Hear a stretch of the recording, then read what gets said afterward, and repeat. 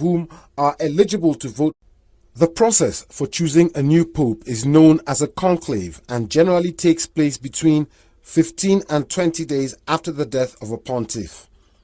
First of all, the papal funeral has to be held. These traditionally were elaborate affairs, but Pope Francis recently approved plans to make the whole procedure less complex. Previous pontiffs were buried in 3 nested coffins made of cypress, lead and oak. Pope Francis has opted for a single wooden coffin lined with zinc. He has also scrapped the tradition of placing the Pope's body on a raised platform known as a catafalque in St. Peter's Basilica for public viewing. Instead, mourners will be invited to pay their respects while his body remains inside the coffin with the lid removed. Francis will also be the first pope in more than a century to be buried outside the Vatican. He will be laid to rest in the Basilica of St. Mary Major, one of the 4 major papal basilicas in Rome.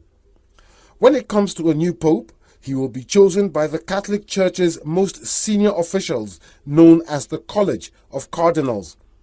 All men, they are appointed directly by the Pope and are usually ordained bishops.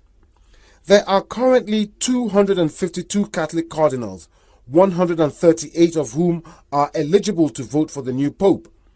The others are over the age of 80, which means they cannot take part in the elections, although they can join in the debate over who should be selected. At the death of a pope, the cardinals are summoned to a meeting at the Vatican, followed by the conclave as the election is known.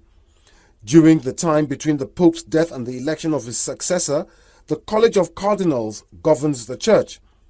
The election is held in strict secrecy inside the Sistine Chapel, famously painted by Michelangelo. Individual cardinals vote for their preferred candidate until a winner is determined, a process which can take several days. In previous centuries, voting has gone on for weeks or months, with some cardinals even dying during conclaves. The only clue about how the election is proceeding is the smoke that emerges twice a day from the burning of the cardinals' ballot papers. Black smoke signals failure. The traditional white smoke means the new pope has been chosen. After the white smoke goes up, the new pope normally appears within an hour on the balcony overlooking St. Peter's Square. The senior cardinal participating in the conclave will announce the decisions with the word Habemus Papam, Latin for "we have a pope." He will then introduce the new pope by his chosen papal name, which may or may not be his original given name. For example, Pope Francis